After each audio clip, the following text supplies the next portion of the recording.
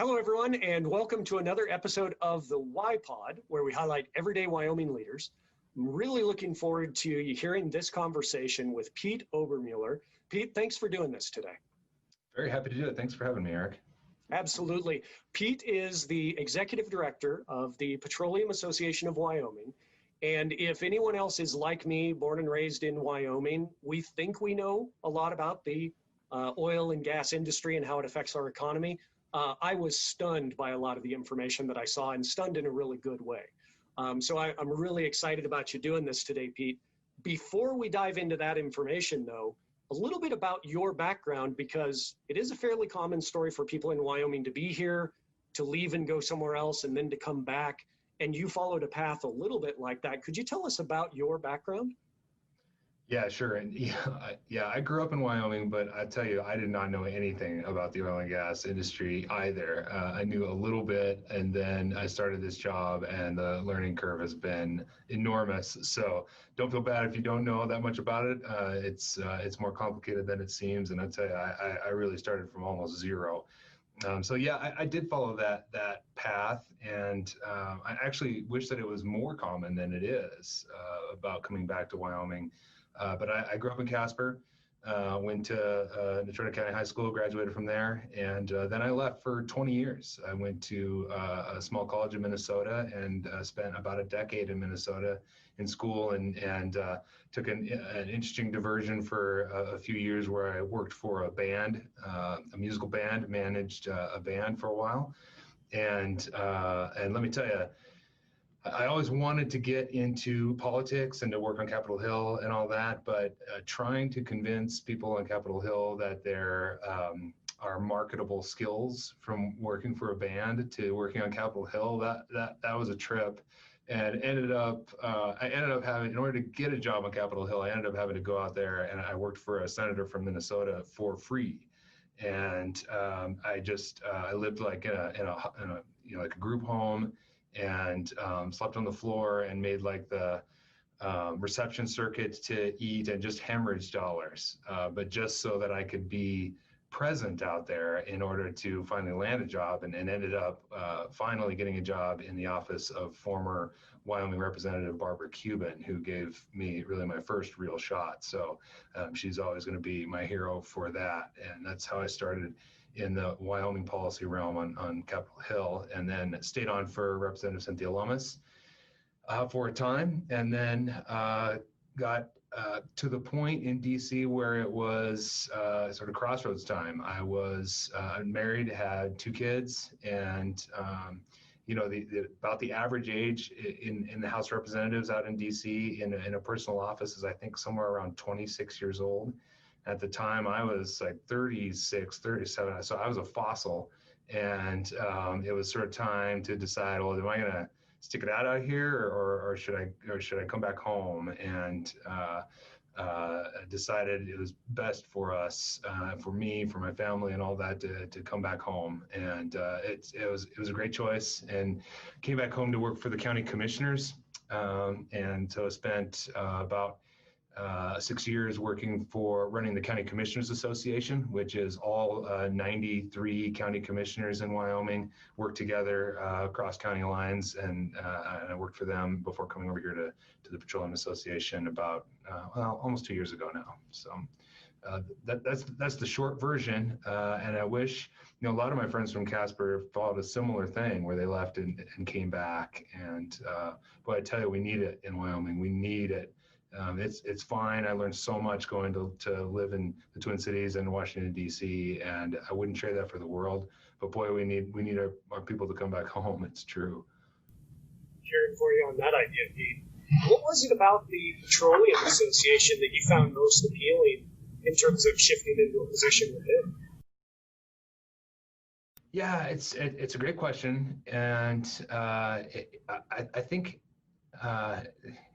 in large part it had to do with how important the oil and gas industry is to really the way of life in Wyoming, and I don't mean that really in a cliched way. I mean that in terms of how big oil and gas is in terms of driving our economy and providing jobs and providing livelihood.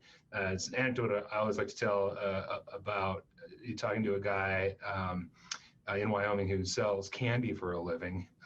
But he said to me, I'm in the candy business, but I'm also in the oil business, because he knew and understood that at least for now, the way that oil and gas goes in Wyoming is the way pretty much we all go. And I wanted to be a part of that, and I wanted to be a part of driving an organization that could just be more active and upfront. Things like this podcast to talk about the things that my members are doing and why we do it and all of that, so it just doesn't get lost in the noise of news stories and outside reports and that kind of thing. So we've tried really hard to just be more present and available for people to just to know someone to call. I'm a kid from Casper. My office is here in Cheyenne now, but I've got a couple of people in Casper who are lifelong residents there or Wyoming residents, and just being available for people in Wyoming to call and talk about these things rather than just hearing about it from elsewhere and wondering what's going on. So that's been good. That's been really fun about this job is really upping our public facing focus a little bit. There are so many segmentations even in the industry. And one way of thinking about them is upstream, midstream, downstream. What are the various components that you think of when you think about those categories? Yeah, speaking of something I didn't even know before, it's sort of 101. I was embarrassed to not know it, but to really not know the different aspects. But yeah, in the industry, it's divided, largely divided in those three categories: upstream, midstream, downstream. You can see them there on the screen. Upstream is the actual exploration and production. So those are the folks that are going out and exploring for new reservoirs, doing the science and the geology and all of that to figure out how to get at it, and then the actual work of getting at the resource and extracting it. So those are the rigs and the wells and the pump jacks you see and all that. That's all the upstream side. That's kind of the what most people know about is that part, the upstream part. And then, of course, that means nothing if you can't get it anywhere. And that's, in fact, one of Wyoming's biggest challenges is we're so far from the markets that getting Wyoming's product to where it's needed by demand is difficult. And so that's the midstream part. How do you transport it from exploration production to a refinery that can turn it into products that people use every day? And so it's a couple of things. It's called gathering. You'll have all of these wells kind of dispersed around the Powder River Basin or the Bighorn Basin or Salt Creek or any of these places in Wyoming, and you pull it up at that one point, but then you've got to get it together, and that's called gathering. And once you gather it, and then you can these bigger pipelines, most of which are underground. They can go into there, and those are more long distance pipelines. And we have a few of those, and quite a few actually, but not as many as we need, if you can believe it. And there's a few big projects in the works to try to shorten the distance by having more midstream that goes from Wyoming to Cushing, Oklahoma, which is where the major refining is. And that would really help us out in Wyoming. I think one thing people in Wyoming don't know all that much is you often see, you watch the news or listen to the news or whatever, and they'll say, oh, oil is trading at whatever, at $45. Well, usually what they're talking about there is a benchmark of it's called West Texas Intermediate. Don't need to remember that, WTI, but it's a benchmark of Texas oil. Wyoming never gets that price. So when you hear that on the news, think in your mind, I got to subtract $10, and that's what Wyoming's getting. So and that's a large part related to our distance to market. So that's the important part about midstream, and then finally, of course, downstream. Everybody knows you can't just pull it out of the ground and use it immediately. It's got to be both gas and oil is processed and refined into usable products. And that's an amazing process in and of itself of how they can take a barrel of oil and run it through these processes to pull out what used to be just throwaway stuff, and they can even use those things now for usable consumer products down the line. Obviously, you know about a lot of them. There's obviously there's heating and all that, but then there's the plastics. There's medical uses. It really runs the gamut in terms of refined products and what it's used for in everyday life. It's all over the map and pretty impressive.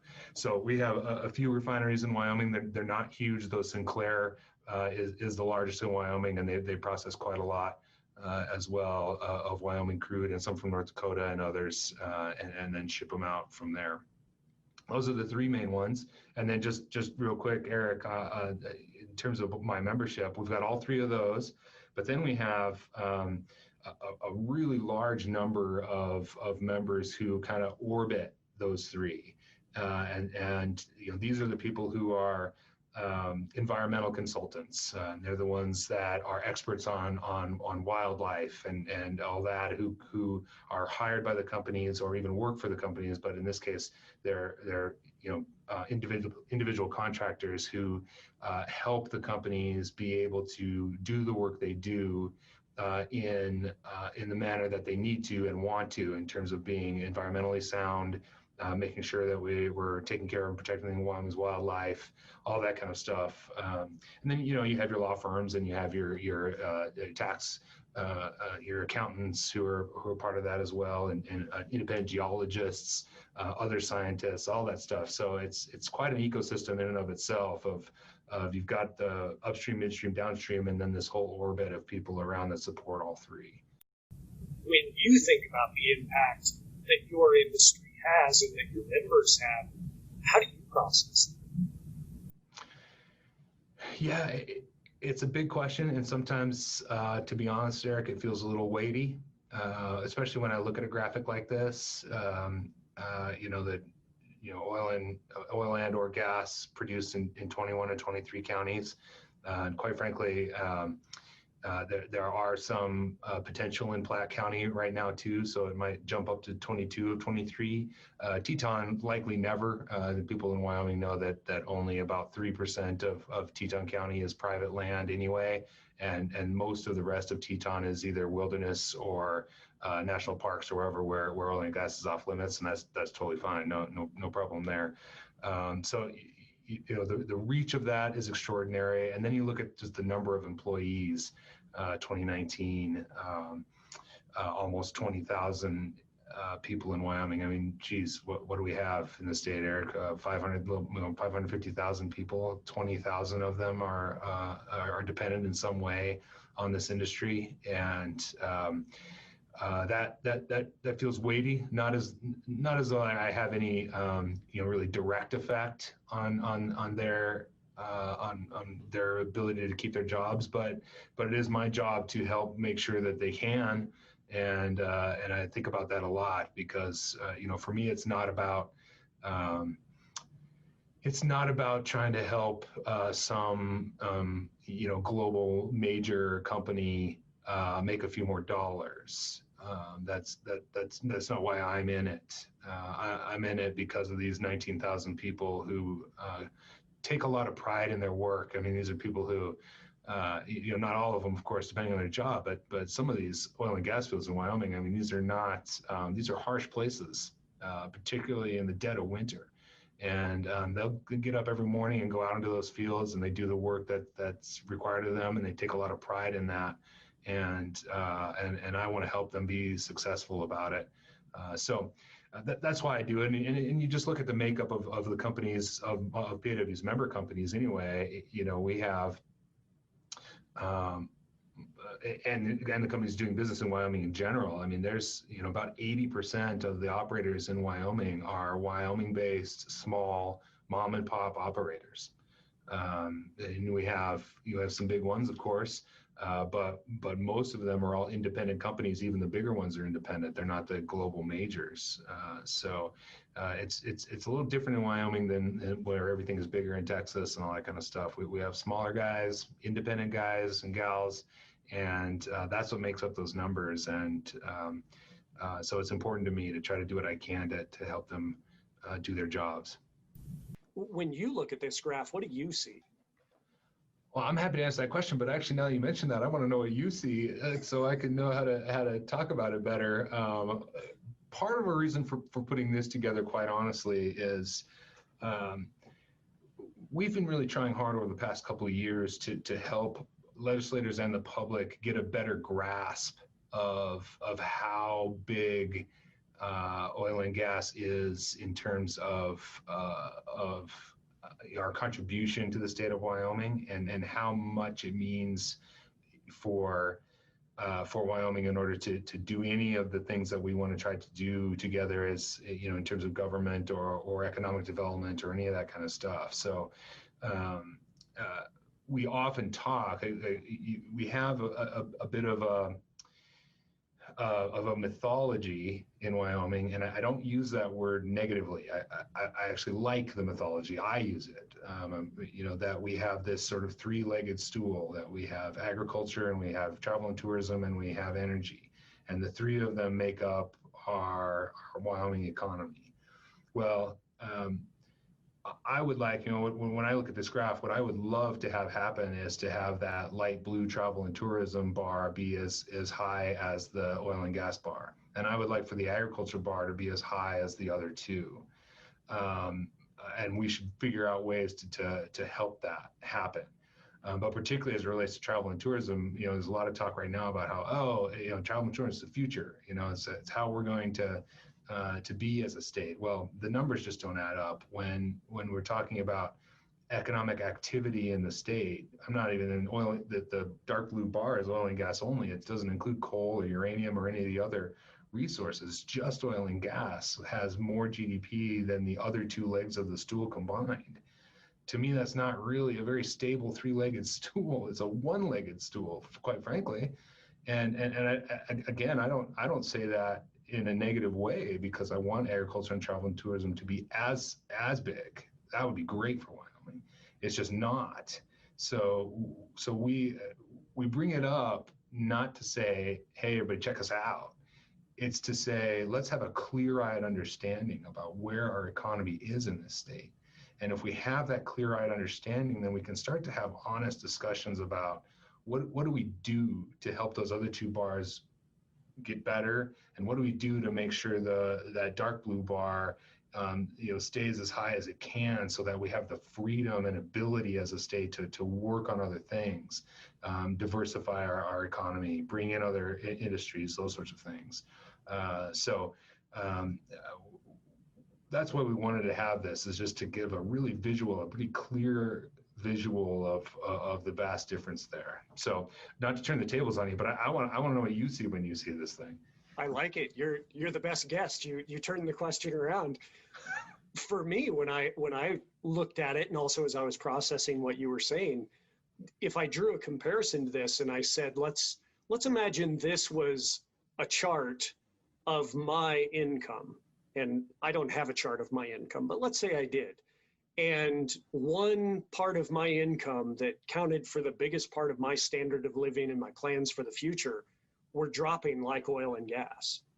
And to your point, if we included uranium and coal and some of these other elements on here, and they were dropping as well, I would be worried about that, because I don't want to cut my cost of living. I don't want to change my plans for the future.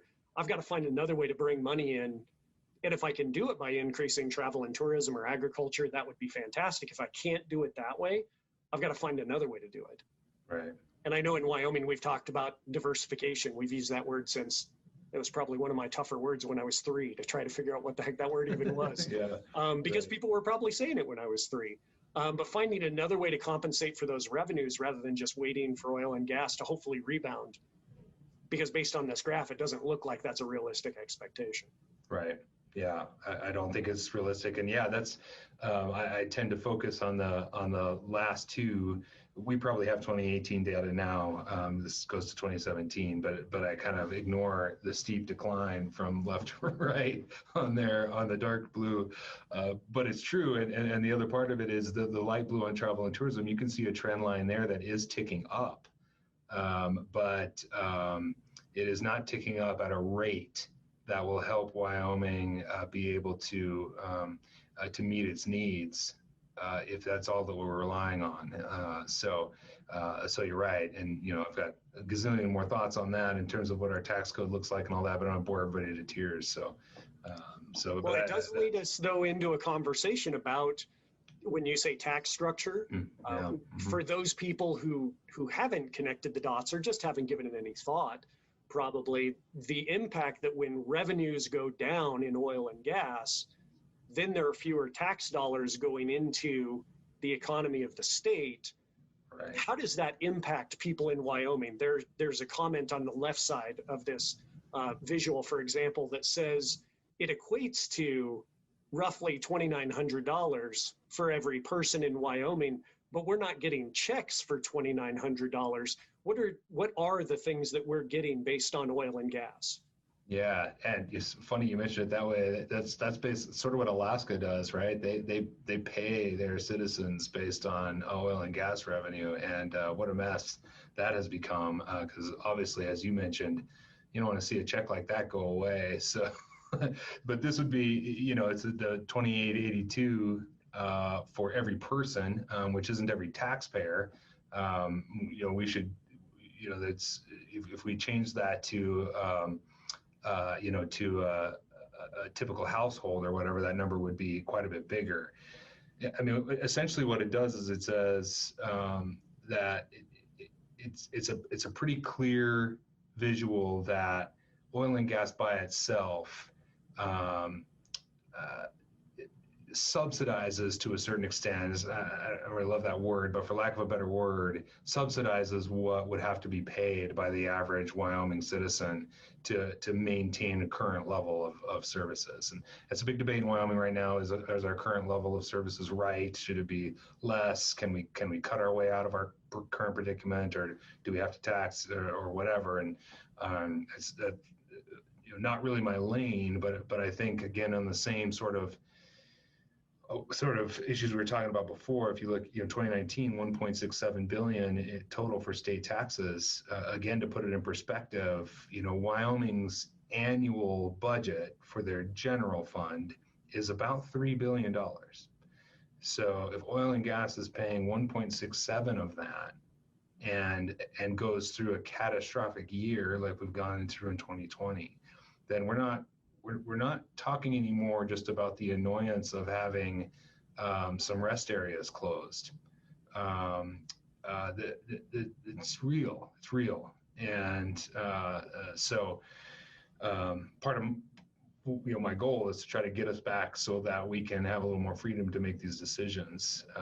But it's quite a lot, and if you break it down, per person like that, it's a lot. And one I just want to highlight, it's really kind of off topic, Eric, but it's been kind of in the news lately, and I just want to highlight it real quick because nobody really knows what it is. That on the left side, that very bottom one, that conservation mill levy, it's just a only oil and gas pay it. Nobody else pays it. And I just want to just mention for folks that what that is that goes into a fund that pays for plugging abandoned or orphaned oil wells, legacy ones where people walked away and shouldn't have or whatever, and then for the reclamation of those. So it's been in the news quite a bit lately about this problem, and it's a big problem in other states. We actually have a pretty amazing program in Wyoming where oil and gas pays into it, and then that money funds a lot of my members, contractors who go out and do this work. And we have, over this past year, we've had all these rigs laid down, so we have people who aren't doing work in terms of actual production. And what we've called for and what Wyoming has done is really accelerated our plug and abandon work, our orphan well work. So I think we have something like, I want to say 3,000 or so orphan wells in Wyoming, and which seems like a lot, but if you look at Pennsylvania, they've got 100,000 or something. Yeah, it's crazy. And we're probably going to be able to knock out half of those in terms of plugging them and reclaiming them over the next year, because we have more workforce available to do that work, and we're funneling money that oil and gas pays for, not the taxpayer pays for. So anyway, a weird rabbit hole I wanted to go down just because I saw that, and it happened to be in the news lately. So. And I do appreciate that rabbit hole. We'll come back and touch that same concept again in just a few minutes. But the idea of there being so many ways that your association, your membership is involved, rather than just the upstream, midstream, downstream. We talked a little bit a moment ago about the idea of budget, which for most of us, the idea of a $3 billion budget is almost impossible for us to wrap our brains around. Right. But the idea of the impact, and you mentioned earlier that you feel a certain weight on your shoulders, even though you might not be able to do anything about it. When you think about the services that are provided by your membership, and then you think about where we go in the future, how do you think about the future? Do you tend to be optimistic about it and we're just going to find a way to make it work, or do you think about it a different way?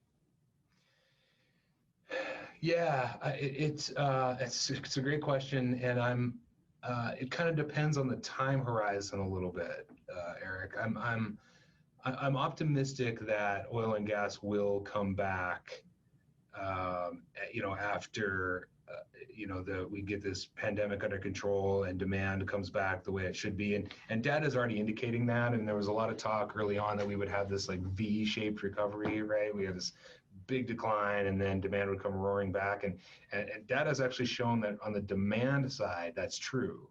The trouble is it takes a little while for it to kind of work its way back up to Wyoming, again, our distance to market. So while the demand is kind of this V-shaped recovery, the production side looks more like kind of a reverse check mark a little bit, like it's kind of coming back, but then it's flattened out and it's not good enough. But I think we'll get there, and a lot of my members are really kind of bullish, in late this year and into 2021, and once that demand comes back. So in the short term, I feel pretty good.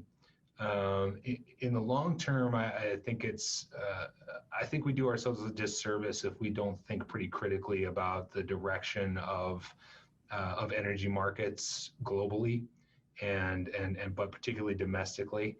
There's something like, I don't know, 1.3 billion, I think, people in the world who still live without electricity. So let's not deceive ourselves that all of a sudden it's going to go away. But let's also not deceive ourselves that markets aren't changing and that demand isn't changing for other sources of energy.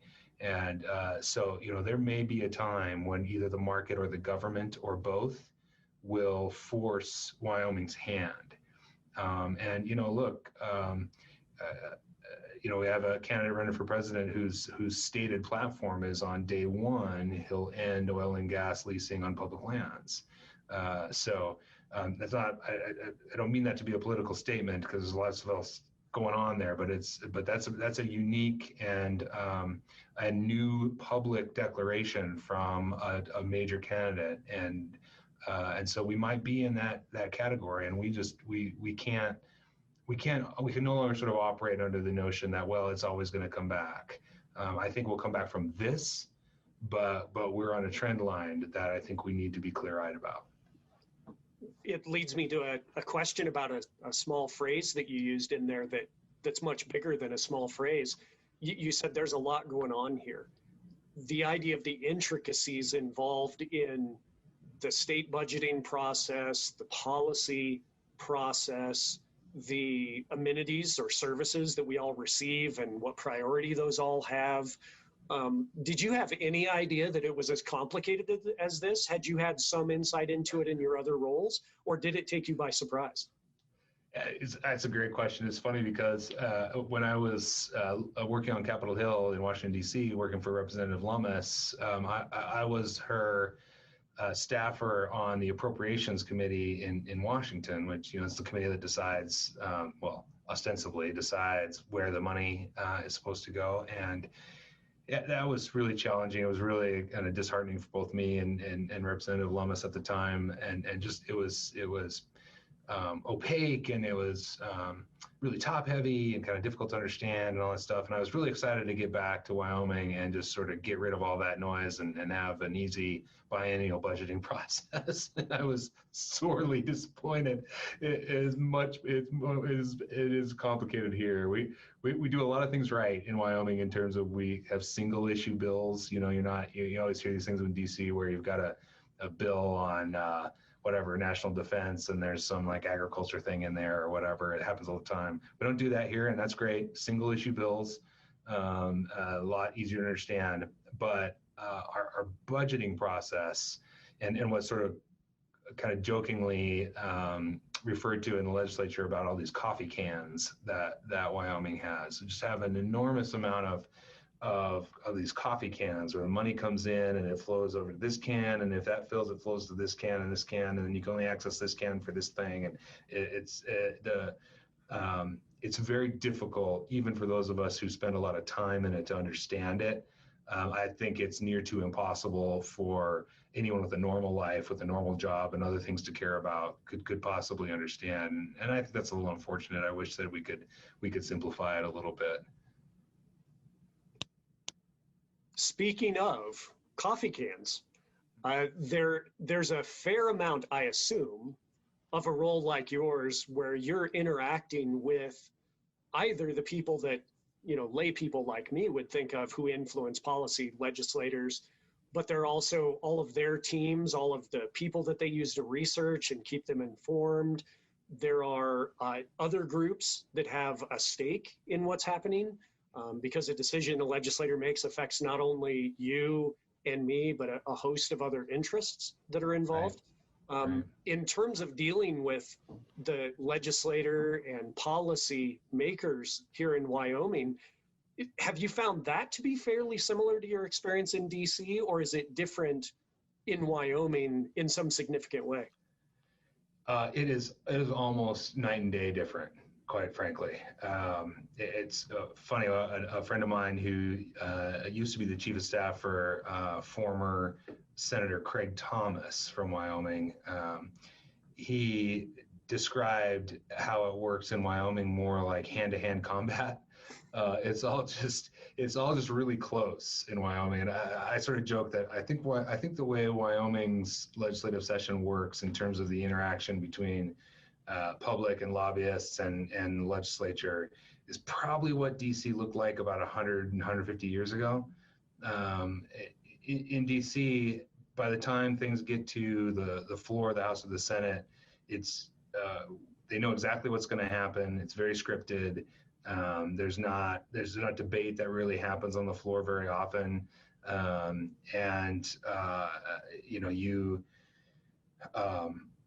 all these various groups that work on it, they come talk to staff and all that, and it's just it's much more distant. In Wyoming, whether or not you're a lobbyist or just an interested citizen like yourself, you can come down to the Capitol. You can stand right where this sign is, and you can watch the legislation happen, and you send in like honest to goodness, like actual notes to the legislators, and they come out to the lobby where the term lobbyist comes from, and you talk to them just one-on-one, and there's sort of a code of ethics for how that works. If you're you and I are having a conversation and a legislator comes out to talk to you, I need to step away because you're having a conversation and I'm not privy to that. So there's a little bit of kind of code of ethics there. And but it's interesting you said, Eric, the people who are doing research for them, I assume you mean the legislators. That's probably it's one of the most interesting things about Wyoming. I mean, legislators don't have any staff. They have legislative service office, which is a sort of a team of lawyers and some researchers who put pen to paper and write the bills. But the legislators don't have any research staff. They don't have anyone to do that work. They're totally on their own, or they rely on those of us who work in the various trades or other groups, the so-called the evil lobbyists or special interest groups or all that stuff. But Wyoming's got all of them. There's oil and gas. There's environmental ones. There's one for the hospitals. There's one for the doctors. There's one for convenience stores. There's one for everybody. And the legislators rely on us for information. And it's people might say, "Oh man, well, geez, how are they ever going to get like truthful information if that happens because of just the general attitude and opinion about lobbyists?" But I'll tell you, Wyoming is too small for those kind of shenanigans. And if I go to the legislators and I intentionally feed them misinformation or feed them outright lies, my career is over in Wyoming. I would have to leave because there's nothing for you here if you're going to work in a small ecosystem like the Wyoming legislature and its surrounding people, and you're going to be that way. And everybody knows who those people are, and and they don't last. So I really view my job in a lot of ways as, they reach out to me for information, and I will give them information. They know that I'm going to tell them what I think from my particular standpoint. But one of the most important things about this job is also being able to kind of understand and articulate what the other side thinks too, so that you can actually have a legitimate conversation without having to sort of worry about, well, I'm only going to tell you my thing, and you got, whatever. So it's interesting because of how close it is here. You can't get away with being rude to people. You can't get away with that kind of stuff, or it comes back to haunt you because you're working with them the very next day. In my mind, it's a good bridge to a different part of your position, part of your job. The first time I got to see you do a presentation was in a public setting. I didn't go visit and hear some sort of testimony before legislature. And I was stricken by how much information you're trying to communicate to members of the public who have such varying levels of interest and education, and they come from different perspectives. They're motivated by different things and have different backgrounds. In terms of that dynamic, what is it that you like about that? I imagine there are days where you like it more than other days, but in general, what do you like about being a spokesperson for an industry? Yeah, it's a good question, and it's I think it's probably a little bit broader than that, just in terms of what do I like about being a spokesman, period, not just being a spokesman for this particular industry. As I did it for the counties too. And that was a fascinating job because the counties have a lot of authority in Wyoming, and so their tentacles are in everything. And so it was a jack of all trades, master of none sort of gig. So going back to why I came to PAW, it appealed to me to have like one issue instead of 100. But yeah, I for whatever reason, I've always enjoyed being up in front of people like that and trying to convey information in a way that's digestible and where people can take things away. And honestly, I don't always succeed at that. I probably fail more than I succeed at that. But I enjoy that challenge of trying to find ways to talk about the same old information in a way, in a new way, where people can say, "Oh yeah, I never thought about it that way," and I can really take away that information and use it. And so, PAW had not been doing that for a long time, and so I was pretty excited to build that part of it. And so, I was talking about the thing about don't show up and lie to people or whatever. There's really kind of, in terms of like this slide is at a hearing room in the Capitol, and so a lot of my public speaking is related to doing testimony like that in front of legislators. But even stuff like what you and I are doing, for me, it's kind of comes down to kind of three things. It's that just kind of speak from the heart and be authentic about what you believe about these things, and that will come across, I think, I hope, number one. Number two, be direct. What I hear a lot from people in these testimony and is they'll not be sure what they want, and so rather than saying what they want, they'll ask questions of the legislators.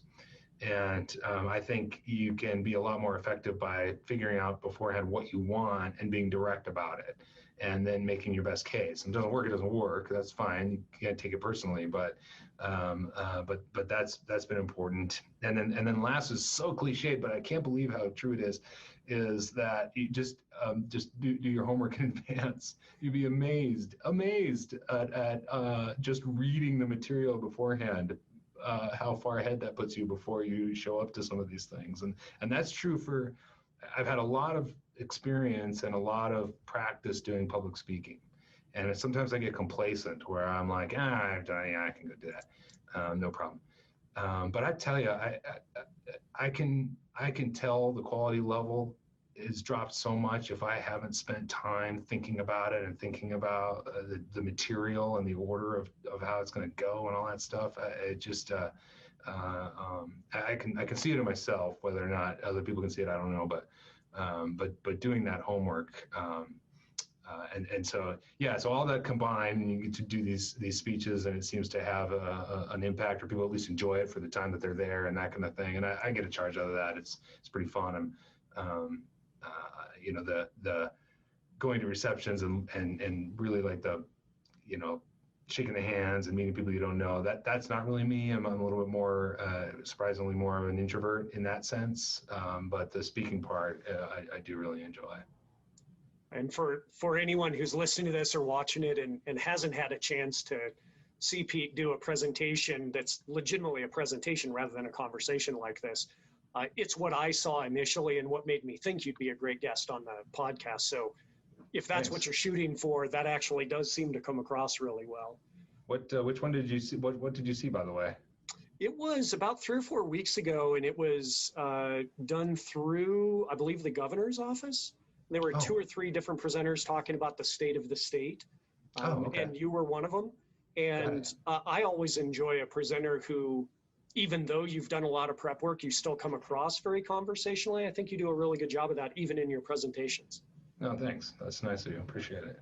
Absolutely. One of the issues that I'm certain you spend a lot of time thinking about and researching and planning how you're going to communicate on behalf of all of your members is represented a little bit on the screen. We hear things like protected species in Wyoming or migratory corridors in Wyoming, lots of other issues where there's a seeming conflict between the energy industry and the environment.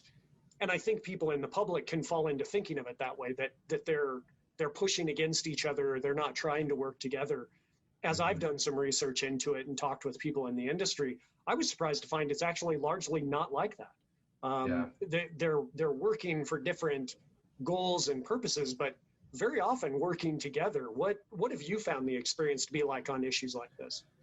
Yeah, I have to tip my hat right off the bat on this to my former boss, Representative Lummis, who used to talk about it. Maybe she still does. I haven't heard her, but she used to talk about sort of environmental stewardship as that we have.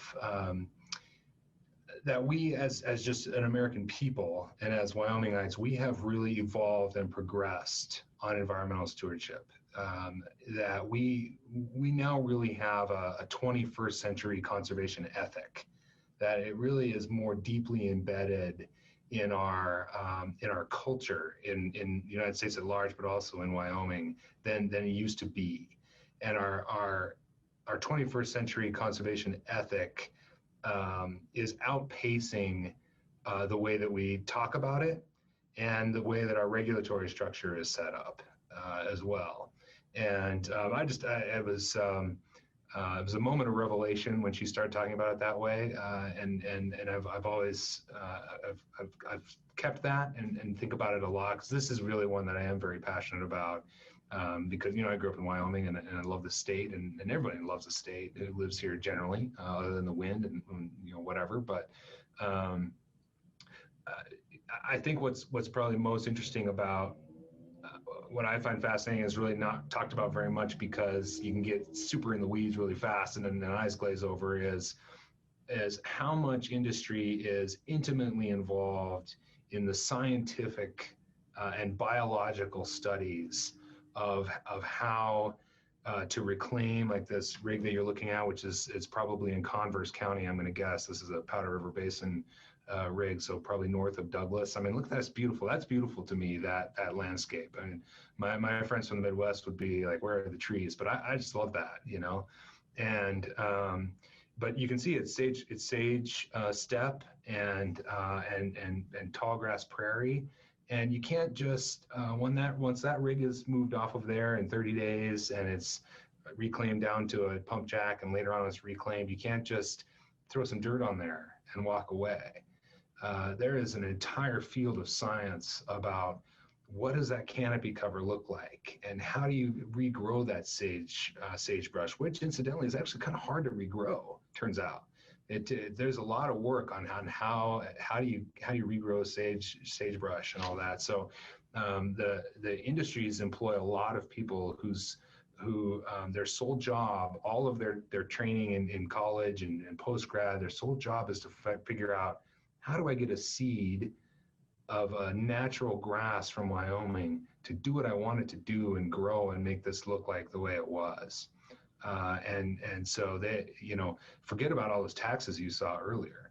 There's none of that is part of the millions and millions spent on trying to have the best practices and the best understanding about how to put this back, so that when that rig is gone and we're looking at that picture, we're just seeing beautiful Wyoming, and that's it. And then, and then multiply that by the other challenges that we face in industry, which includes emissions and those sorts of things, both volatile emissions, things like nitrous oxide and sulfides and those sorts of things, and then also carbon. What do we do about that? So over in Sublette County, which is the largest public lands gas field in the United States, those companies have for years and years and years partnered with the county and with Wyoming Department of Environmental Quality to just pump tons of money and resources into understanding what happens over there in the winter when there's snow cover and you got the mountains and there's no wind and they have that inversion. And so you'll see, sensational headlines, Wyoming worse than Los Angeles.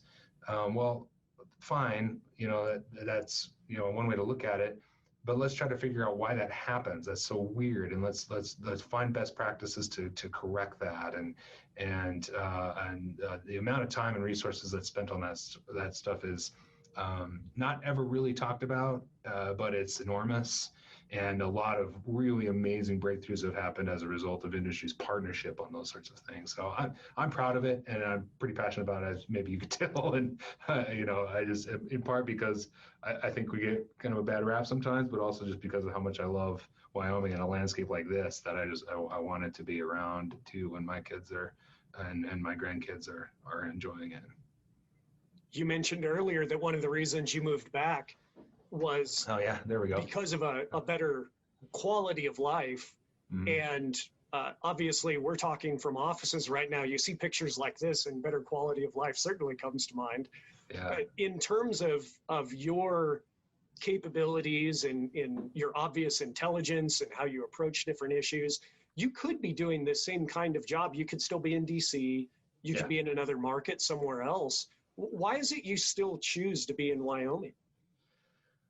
I don't know. Is it the mountains, Eric? Is there like some sort of gravitational pull? I don't know. I mean, you talk to people who live and grew up by the ocean, and they talk, sometimes, with quite a lot of emotion and passion about the pull of the ocean. And I'm convinced that is also true about A, mountains, and B, open space.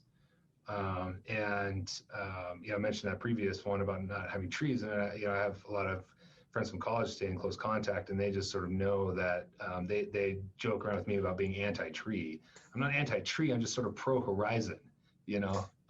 So I like being able to see the horizon, and I honestly think that geography that gives you a sense of place, a grounding of some kind, and I perhaps people in Iowa have that about cornfields. I don't know, but there was certainly just a geographic pull, a topographic pull maybe for that. And the other part, I grew up here, and so there's and just have, obviously you can tell, I just love the mountains and being able to be out there and fishing. And I thought you were going to say earlier that I've had some success. You were going to say about fishing, and I was like, yeah, those two might have been the best all year. I don't know, but all that kind of stuff. I really enjoy backpacking. Just got my daughters really into it this summer and last summer, and that kind of stuff. So getting back into the backcountry, that one on the right is over in the Wind Rivers in the Bonneville Basin from a couple summers ago, and that was a big part, is being able to have access to these sorts of things in the back door, just right outside our back door, relatively was a big draw, no doubt about it. And I know that's true for, I mean, everyone says that because it's true, so I'm not unique in that case. I suspect that people who are watching this or listening to it, if they're an all-wired like I am, they find you very approachable, like an everyday kind of person here in Wyoming. If folks wanted to send a comment your direction in terms of something in the industry, or if they had a question about something related to the industry, I know your team does a great job of managing your social media. It's one way to get in touch with you. Is that the best way to reach out to you, or is there another way? Yeah, so I'm happy to give out my email. Please. It's Pete, just my first name, Pete, at pawyo.org, pawyo.org. And yeah, social media is a great place. We're at PA Wyoming, at PA Wyoming, both Facebook and Twitter. So we've been having a lot of fun with social media, which is fun for a lot of my old school oil and gas guys. They're like, what is this stuff? This is what you sit around and do all day, is this stuff? But it's part of our effort to be more accessible and outward facing. And I appreciate you saying that, Eric, because I'm happy to take calls from people and to chat about this stuff, and particularly if they see something or hear something they feel like isn't going right. And part of it, frankly, is if you're a member of PAW, you've we don't have like a code of ethics necessarily, like a written sort of thing, but it's kind of an unwritten code of ethics. If you're a member of PAW, you sort of we work on best practices. If something's not going right for whatever reason, we have those conversations too, because things don't go right sometimes, and we need to be aware and cognizant of that. And so the association provides a means for all of us to work together, yes, drive policies we want, yes, but also to kind of hold each other accountable a little bit too, and to try to make sure that we're moving in the right direction for the industry and for the state of Wyoming. And so I really appreciate that about my members, and I'm happy to have those conversations with anyone who's willing to have an honest conversation about them. Well, on behalf of all of us, that all of your members help to support all the services that you provide for us, and also just as a citizen of Wyoming, it makes me really happy that you moved back like we did. Thanks for doing everything that you guys do, everything on your team and all your industry. And also to you, Pete, thanks for doing this today. It was really cool of you. Oh, this is great. Thanks so much, Eric. And thanks to you guys for moving back also. We need more of that. We need more of it. Amen.